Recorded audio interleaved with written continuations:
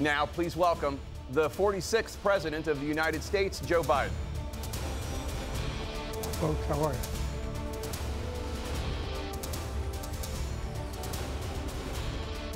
Great to be here. Thank you. And please welcome the 45th President of the United States, Donald Trump.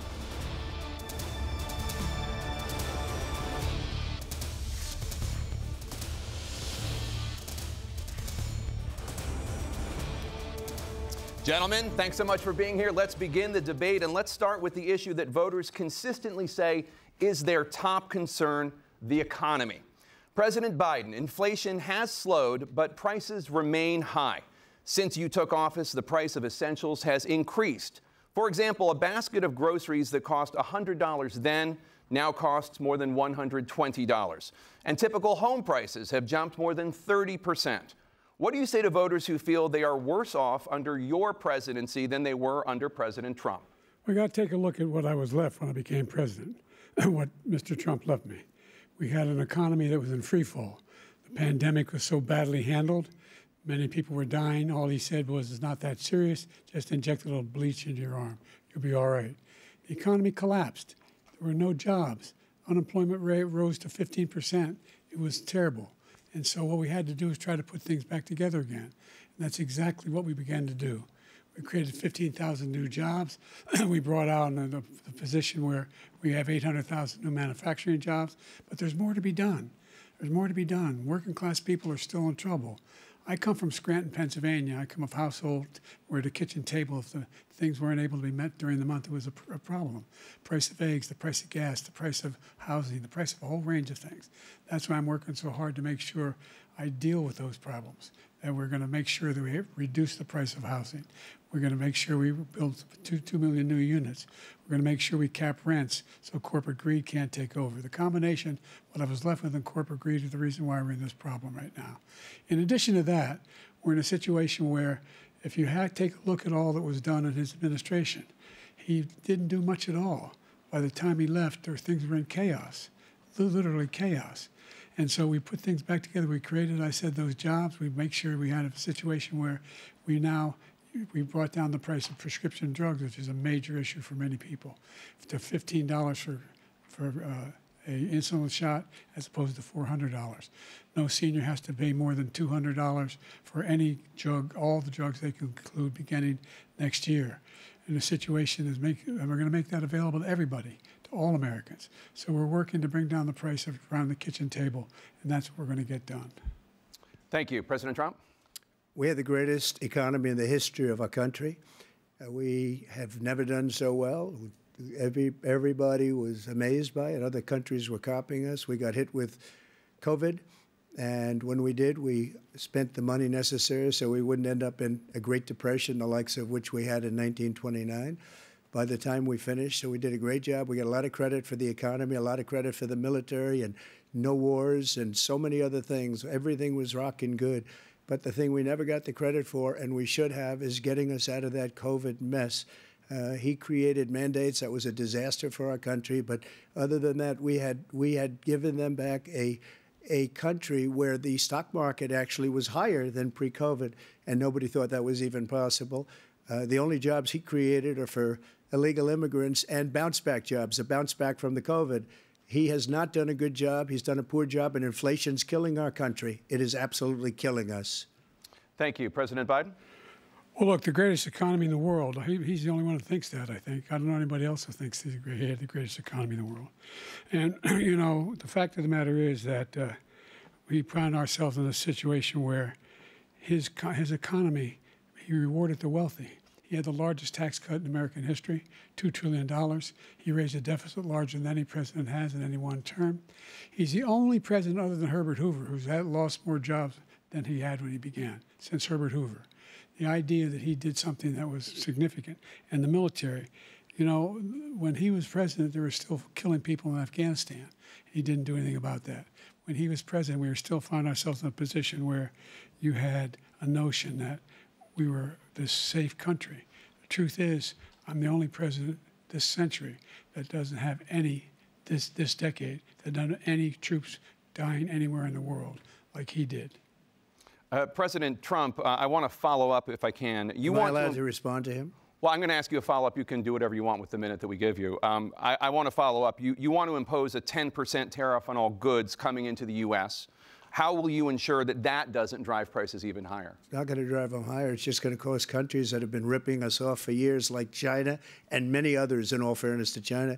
It's going to just force them to pay us a lot of money, reduce our deficit tremendously, and give us a lot of power for other things. But he made a statement. The only thing he was right about is I gave you the largest tax cut in history. I also gave you the largest regulation cut in history. That's why we had all the jobs. And the jobs went down, and then they bounced back, and he's taking credit for bounce-back jobs. You can't do that. He also said he inherited 9% inflation. No, he inherited almost no inflation, and it stayed that way for 14 months.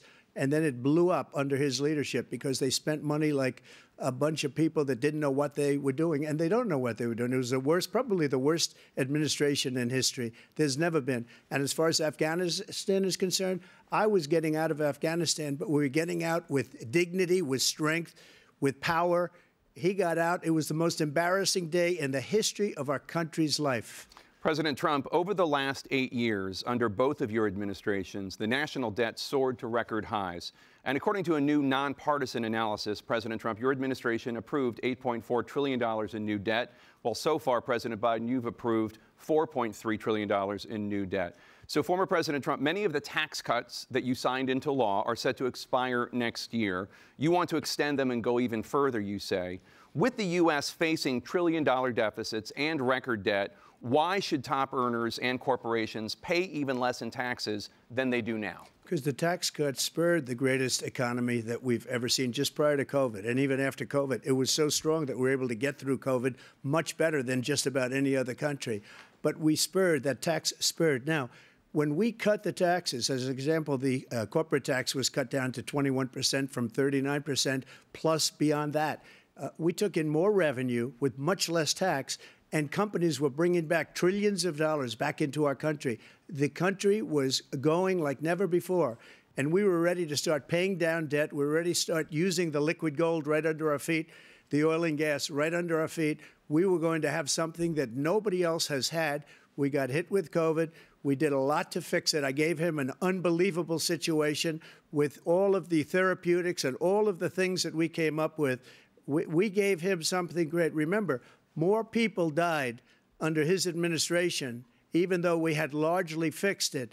More people died under his administration than our administration, and we were right in the middle of it, something which a lot of people don't like to talk about. But he had far more people dying in his administration. He did the mandate, which is a disaster, mandating it. The vaccine went out. He did a mandate on the vaccine, which is the thing that people most objected to about the vaccine. And he did a very poor job, just a very poor job.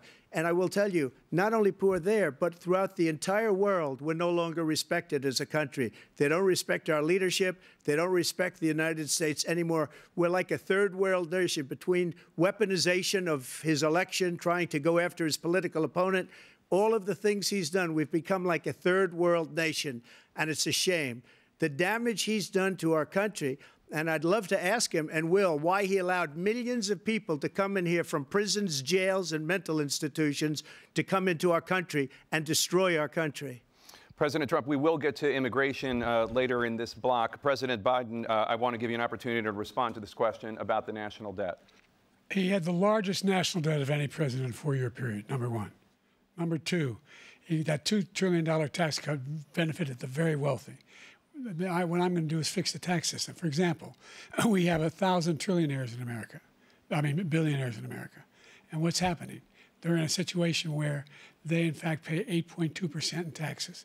If they just paid 24% or 25%, either one of those numbers, they'd raise $500 million, billion dollars, I should say, in a 10-year period. We'd be able to wipe out his debt. We'd be able to help make sure that all those things we need to do, child care, elder care, making sure that we continue to strengthen our health care system, making sure that we're able to make every single solitary person eligible for what I've been able to do with the COVID, with dealing with everything we have to do with, look, if we finally beat Medicare. Thank you, President Biden. President Trump? Well, he's right. He did beat Medicare. He beat it to death, and he's destroying Medicare because all of these people are coming in. They're putting them on Medicare. They're putting them on Social Security. They're going to destroy Social Security. This man is going to single-handedly destroy Social Security. These millions and millions of people coming in, they're trying to put them on Social Security. He will wipe out Social Security. He will wipe out Medicare. So he was right in the way he finished that sentence. And it's a shame. What's happened to our country in the last 4 years is not to be believed. Foreign countries, I'm friends with a lot of people, they cannot believe what happened to the United States of America. We're no longer respected. They don't like us. We give them everything they want, and they think we're stupid. They think we're very stupid people. What we're doing for other countries, and they do nothing for us. What this man has done is absolutely criminal. Thank you, President Trump.